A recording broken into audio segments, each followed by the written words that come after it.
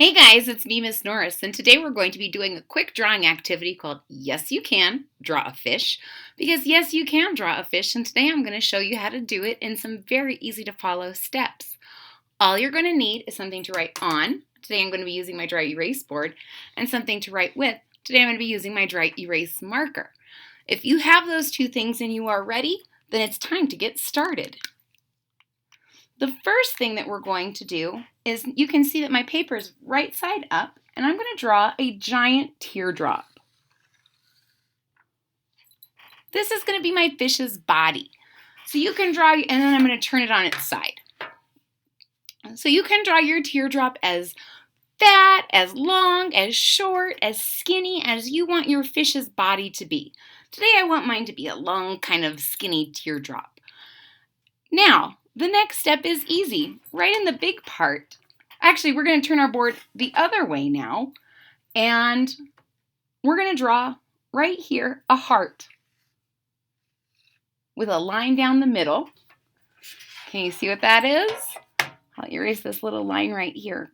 If you're doing this with pencil, it might be easy, so you can just erase that little middle part. Now you have a fish with big lips, a big-lipped fish, which is perfect because fish have really big lips.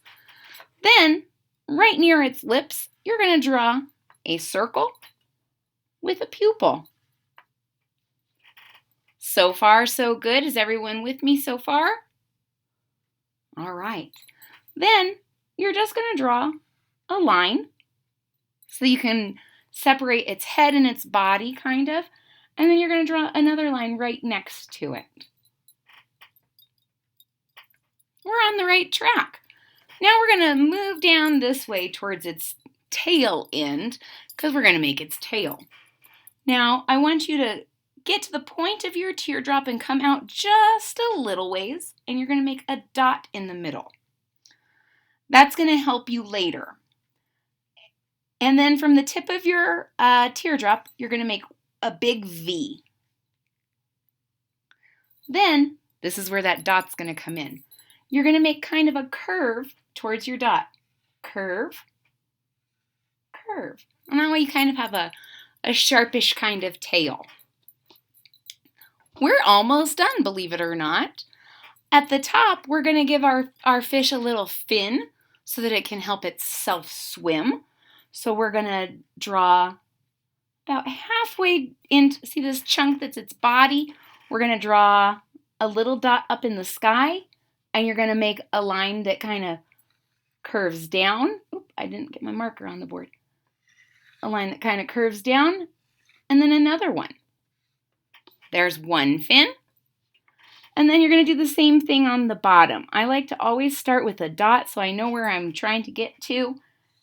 And now we have some little flippers, some little swimmers to help our fish get along and get around. And ladies and gentlemen, that's basically it. What I like to do is give my fish a little bit of scales, and I find that it's easiest to do that when I turn it up this way, and I just pretend like I'm making a whole bunch of U's. So I say U, U, U, U, U, U, U, U, U, U, U, U, U, U, U. And then I can turn it back and you can see that it made some pretty nice decoration on our fish and gave it some little scales. And I do the same, I give some more decoration to its fin, just a little line, and same thing down here. And then on its tail I do 2 lines so that we know that it's swimming. And ladies and gentlemen, that is it.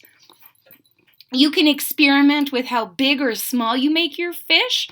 I made mine really big so you could see it, but what if you made a little tiny guy? You can, I'm going to show you a bonus fish.